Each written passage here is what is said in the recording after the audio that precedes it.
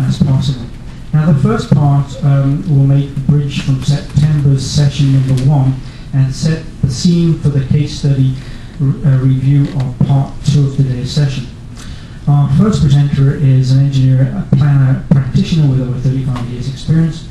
His career focus has been on watershed management and sustainable land development. He's the program coordinator with the Water Sustainability Action Plan. And I've got a little bit of a career tidbit here on his bio. He has received international recognition for his pioneering efforts related to rainwater management, water conservation and smart land development, and has been invited to speak on the British Columbia experience and make keynote presentations at forums in Australia and throughout North America. So, without more ado, please welcome our guru and mentor, Kim Stevens.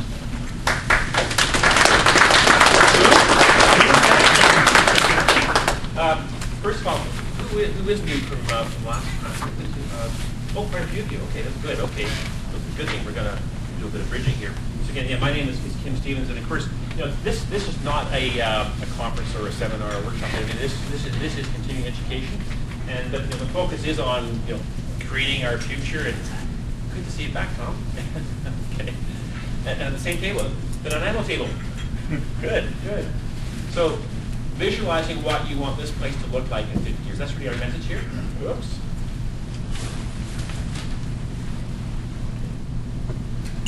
So in terms of what we're doing, this is continuing education. And really, the theme is rainwater management and green infrastructure.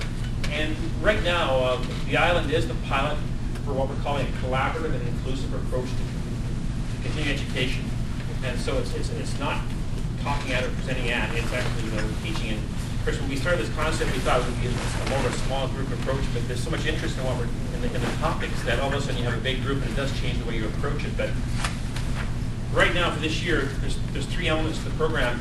In June, July, we did what we call the Cowichan Valley, very much in our series. Of course, now we're doing the Comox. So the lessons we learned in Cowichan, and we're making adjustments as we go.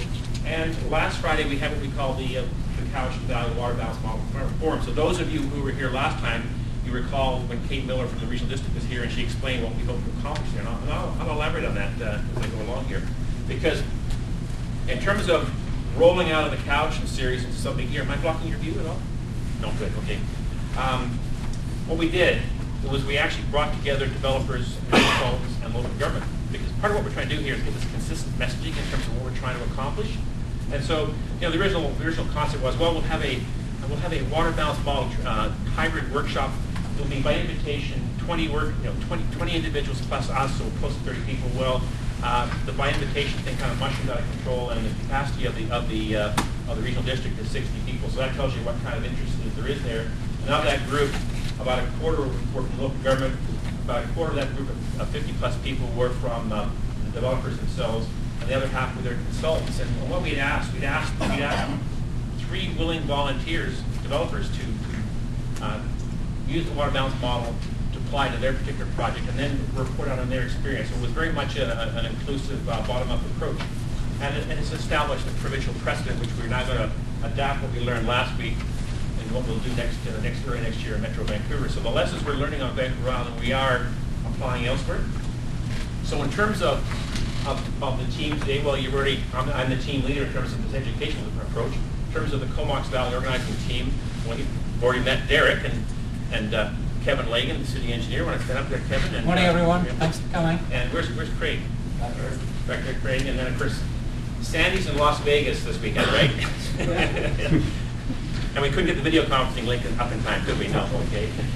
So in terms of the guest faculty to support me here today, from the city of Nanaimo, we have both Dean Mosso, Dean, and Gary Noble to tell their story, and Susan Rutherford really is the focus today, West Coast Environmental Law, and Glenn Brown from the province, from the Ministry of Community Development. So we are your faculty today, and what I'm just doing is getting you warmed up.